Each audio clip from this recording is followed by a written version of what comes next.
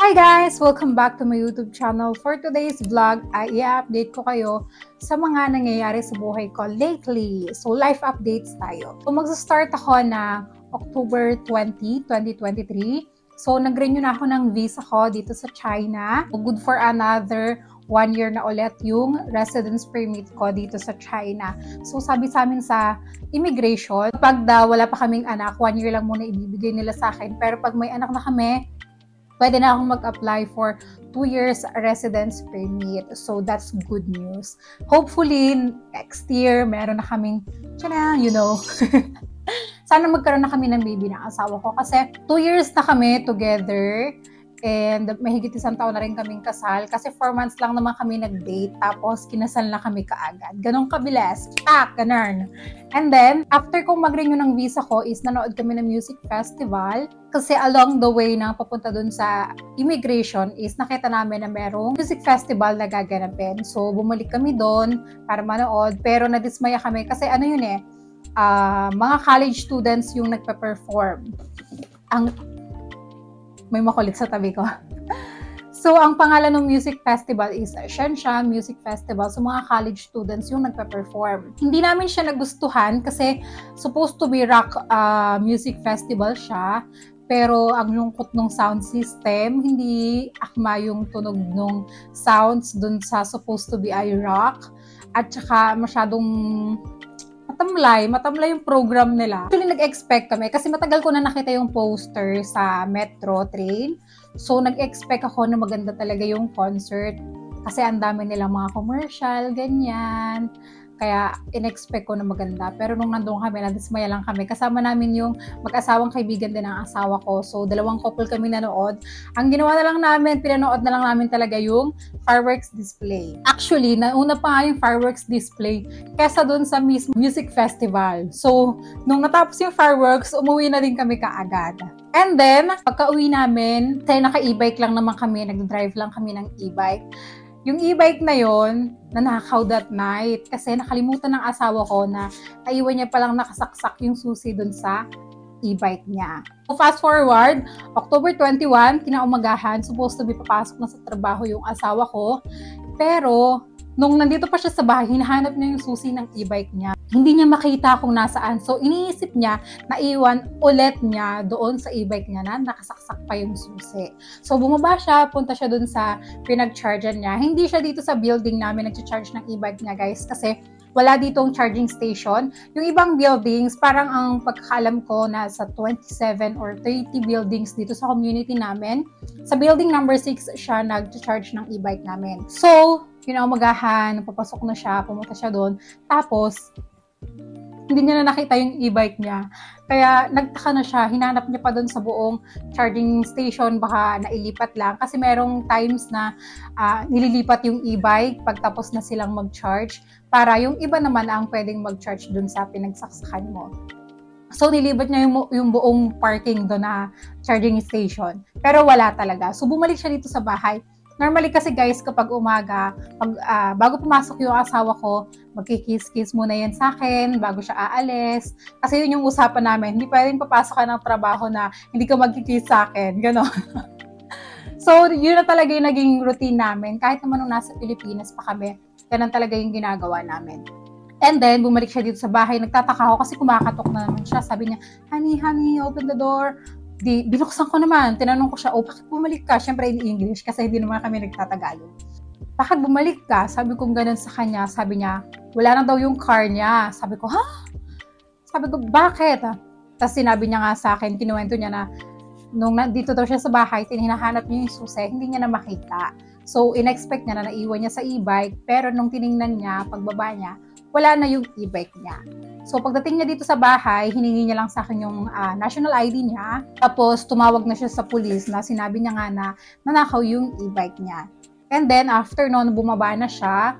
And then, pumunta sa police station para mag-file ng report. Hindi na ako sumama nun sa kanya kasi bagong gising pa lang ako, hindi pa ako naghilamos, hindi pa ako nag-toothbrush, wala pa akong ayos-ayos.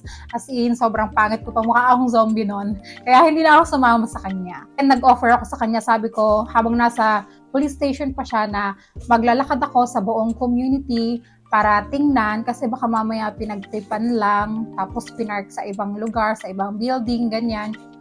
Lahat ng building dito, lahat ng alley na pwedeng pagparkingan ng e-bike, inisa-isa ko talaga yun. Kasi nga, nasasayangan ako dun sa e-bike.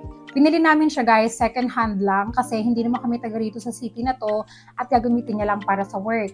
Pero maganda pa yung e-bike. Ipapakita ko sa inyo yung picture. Tapos, 5 months pa lang sa amin yung e-bike na yun kasi 6 months pa lang kami dito sa Uhu. And 5 months pa lang sa amin yung e-bike na yun. Kaya nanghihinayang kami. Binili namin siya ng 1,200 RMB. And then, nandun na nga siya sa police station, na-realize niya kasi kapag nag-charge guys, ini-scan sa WeChat, nung ka kasi magbabayad nakita niya dun sa timeline nung charge niya na 10 o'clock pa lang, nung October 20, nahugot na yung saksak ng e-bike niya. So, sinabi ko sa kanya, hindi ba nag-notify sa cellphone mo? Wala bang notice na binigay na nahugot yung saksak ng charge mo? Ganyan. Sabi niya, hindi daw nag-notice kapag ganun lang. Saka lang siya mag-notify kapag natapos na yung oras ng charge na binayaran mo. Halimbawa, 1 RMB is 500 minutes. Ganyan. So, saka lang siya mag-notify kapag natapos na yung 500 minutes.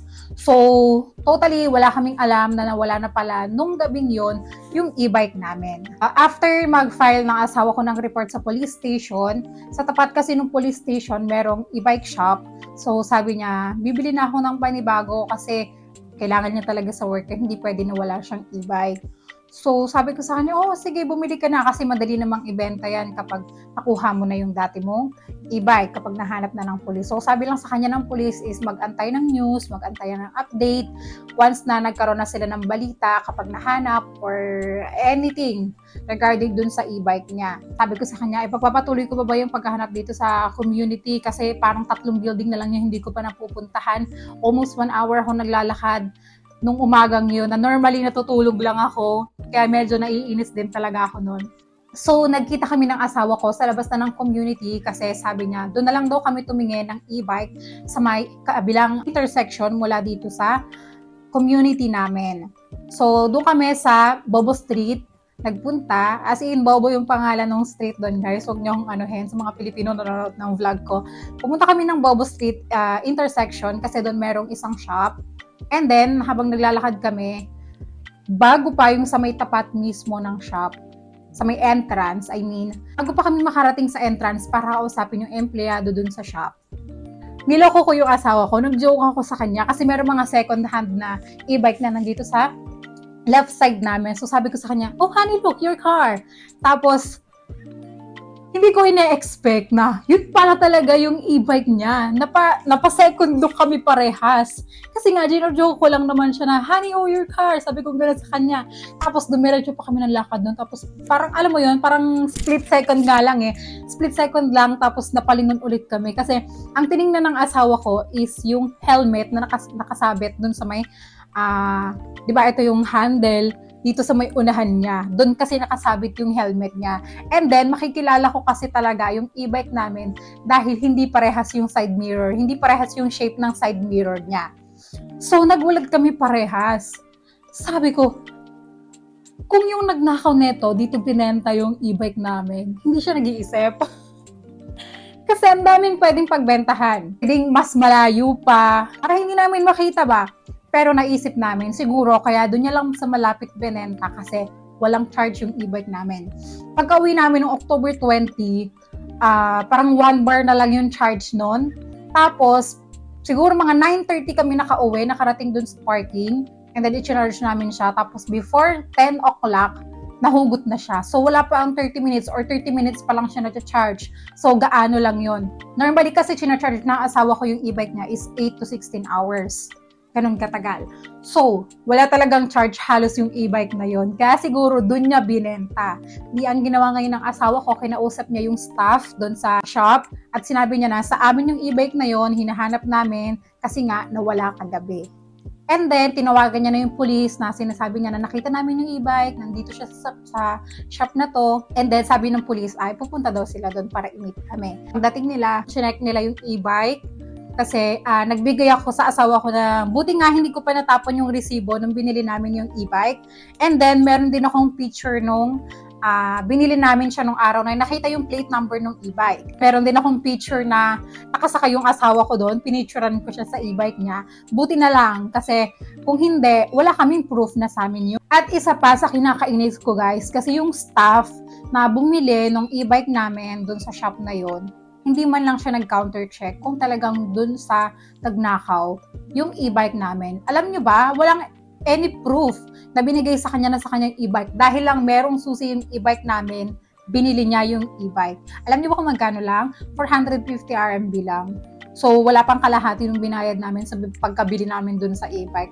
So, talagang nainis kami nung nakita namin. Buti na nga lang merong record yung staff. Kasi pag bumibili sila, merong picture kasama yung e-bike, yung item na ibebenta, at saka yung nagbenta. Naiinis ako dun sa mukha nung nagbenta kasi nakangiti siya. As in, ngiti-ngiti siya. Nung pinicturean siya nung staff. Tapos, meron ding copy ng ID, passport, at saka cellphone number. So, pagdating ng pulis dun sa shop, tinawagan ng pulis kaagad yung nakaw ng e-bike namin. Kantay kami siguro mga 30 minutes kasi nasa trabaho ata yung lalaki. Actually, yung lalaking yun is 20 or 21 years old lang. So, medyo bata pa siya. Kaya naiinis kami bakit ganun yung ginawa niya. Alam niyo ba guys, maraming beses nang naiwan ng asawa ko yung susi niya sa e-bike kasi minsan pagod na talaga, ganyan nawawala sa isip. Pero never naming naisip na mawawala siya kasi nga ilang beses nang nangyari. Pero kasalanan din namin yun. Yun yung pagkukulang namin kasi nga hindi namin chinek, hindi namin dinouble check bago namin iwan yung e-bike dun sa charging station. Nung dumating na yung kumuha ng e-bike namin at nagbenta ng e-bike namin, nausap siya ng pulis. Hindi ko sila naiintindihan guys kasi Chinese yung pag-uusap nila. Pumasok kami sa kabilang community kasi ang natira na lang sa loob ng e-bike na asawa ko is yung charger na lang. Wala na yung coat niya, yung mga kung ano-anong laman sa loob ng e-bike niya, yung mga gamit niya pang trabaho, wala na yun. Tinapon niya sa kabilang community. Ang iniisip namin ng asawa ko, same community lang namin yung nagnakaw noon. Probably, taga building 6 siya. Siguro pagka-park niya, nakita niya na may susi yung e-bike namin. Tapos yun, tinakbo niya kaagad dun sa shop na pinagbentahan niya. Tapos alam niyo ba guys, yung araw o yung gabing mismo na binenta niya yung e-bike namin, naubos na kaagad yung 450 RMB. At alam niyo ba kung saan niya ginastos? Sa pagbibilyard kasama ang mga kaibigan niya. Kaya naiinis talaga kami. So, nung pumunta kami sa kabilang community para hanapin yung mga gamit na nandun dapat sa e-bike ng asawa ko, yung mga tinapon niya, hindi na namin makita. So, kinausap siya ng pulis. Sabi, kailangan bayaran niya yung asawa ko at saka yung pagtubos dun sa e-bike na binenta niya. But unfortunately, wala na nga pera yung bata kasi nga, yung mismong gabing yon naubos niya na yung pera. So, wala na siyang ipangbabayad sa amin. Nung una, ayaw niyang sabihin, ayaw niyang ipaalam sa mga magulang niya yung nangyari. Dahil nga kailangan niya na ng tulong kasi nga wala siyang pambayad sa amin, wala siyang pantubos din dun sa e-bike. Wala siyang choice kundi tawagan yung nanay niya. Kaya ng pulis yung cellphone dun sa bata para tawagan yung nanay niya. And then nung makausap, sinabi nga yung nangyari, binaba agad. So after ibaba yung tawag, nag-usap-usap pa sila, pinapagalitan ng pulis yung bata. Hindi ko na rin naiintindihan yung mga sinasabi nila. And then, after a few minutes, tinawagan ulit kasi wala talaga siyang choice kundi papapayag yung nanay niya na tulungan siya. Kasi walang ibang tutulong sa kanya. After nun, minute namin yung nanay niya. Nakipag-usap naman yung nanay niya. Pinagalitan niya ng todo-todo yung anak niya. And then, siguro mga 10 to 15 minutes na nag-uusap sila sa may tabing kalsada kasi doon namin minute sa may intersection. Pumunta na kami doon sa shop. Sumakay pa ako doon sa e-bike ng nanay nung bata kasi hindi niya alam kung saang shop dinala yung e-bike namin. So, doon namin kailangan pumunta. So, sumakay ako sa e-bike niya and then the rest sila is nasa police car. Dating namin doon, nag-usap-usap ulit. Tinuro ko kay Ayi kung nasan yung e-bike namin, yung kinuha ng anak niya. Usap-usap ulit kami. Pero nasa labas lang kami that time. Pero dumadami na yung mga nakikinig, mga nakikiosyoso. Kaya nag-decide sila na pumasok na lang dun sa shop at dun na mag-usap sa loob. Unang ginawa, bago pumasok sa loob, is tinubos muna ng nanay yung e-bike dun sa shop. So nagbayad siya ng 450 doon sa mismong shop. And then, so okay, nasa amin na ulit yung susi. Pagpasok namin sa loob, kinausap, pag-negotiation sila sa asawa ko kung itutuloy yung kaso or hindi. So, yung nanay, syempre, galit na galit, ganyan. Talagang sinisigawan niya yung anak niya. Tapos, nakikiusap din naman yung nanay sa asawa ko na wag nang ituloy yung kaso. Pero ng konting background yung asawa ko tungkol dun sa bata. Sabi daw ay parang grade 2 lang ata yung natapos ng bata. So, hindi siya marunong magsalita ng maayos. I mean, ng maayos is yung bang may respeto, yung maayos na pakikipag-usap. Siguro ang tingin kasi namin sa kanya yung mabarkada na hindi maayos din yung mga barkada, ganun. So parang tropa-tropa lang siya makipag-usap, ganun. Nakiusap naman yung nanay na wag na ituloy yung kaso, di pumayag na lang kami na ganun yung mangyari. Sinabi ng police officer at saka nung nanay niya na humingi ng tawad yung bata dun sa asawa ko. So, ang gusto nila is yung sincere na apology, yung magbabaw siya. Alam niyo ba guys, hirap na hirap siya.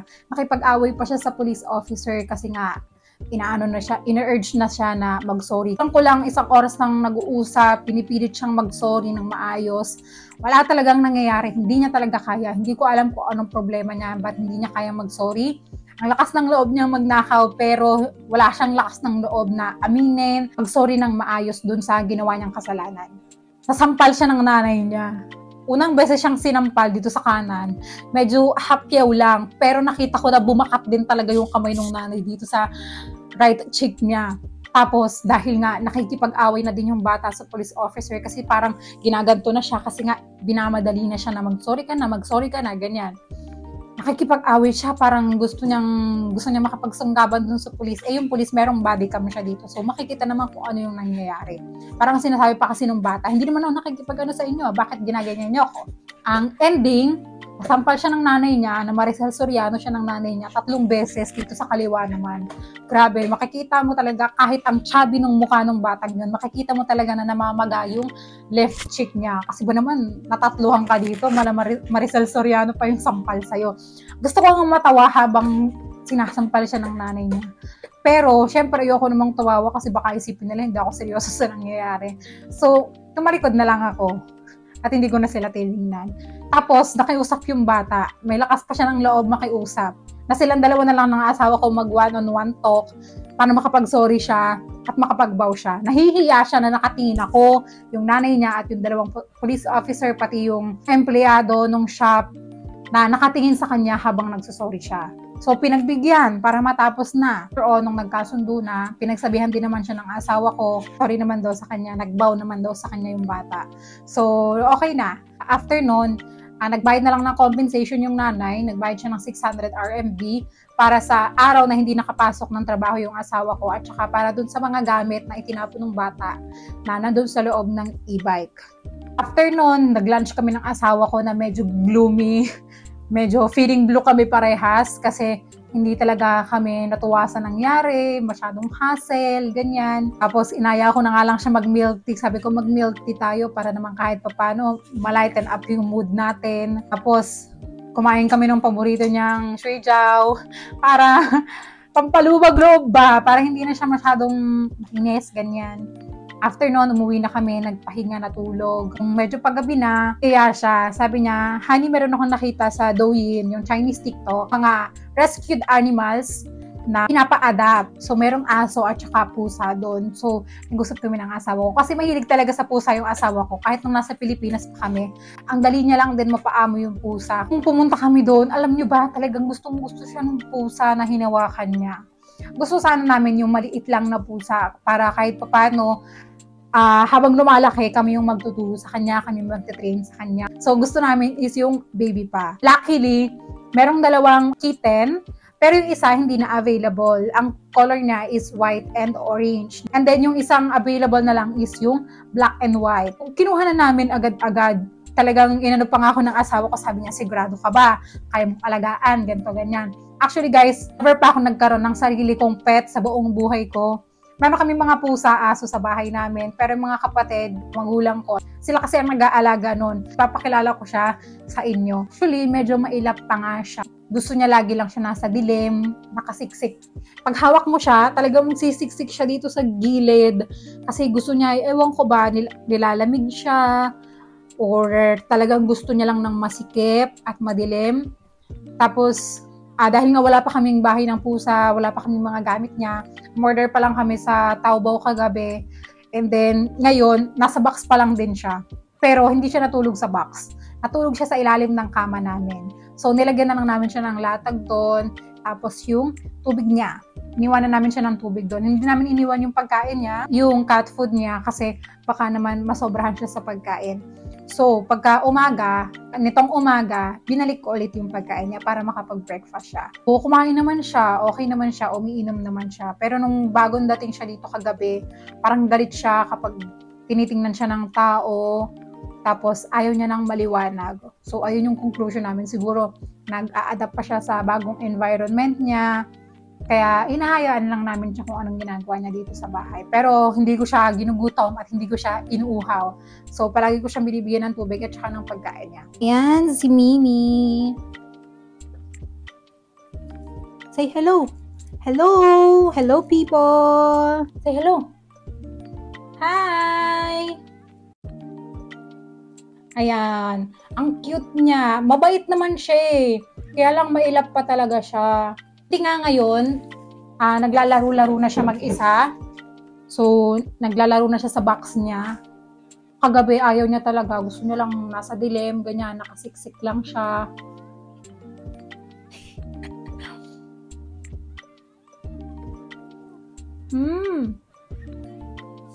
So, makipag-usap sa akin. Sabi ng asawa ko kagabi, kasi kumain siya ng fried noodles sa ibaba, sa restaurant. Ayaw mo na akong kausapin kasi meron ka ng baby. Yan na lang lagi mong kakausapin, sabi niya sa akin. Nagselos ba naman sa puso? So, ayan. At least, kahit na medyo sad kami kahapon, nag-end naman yung araw namin ng masaya kasi meron kaming Mimi. Mimi, say hello. Hello, people. Say hi. Hi! Ayaw niya magpalaro. So, ayun lang guys. Dito ko na-end yung vlog natin. Thank you sa panonood and I hope to see you guys on the next one. Bye, Chen!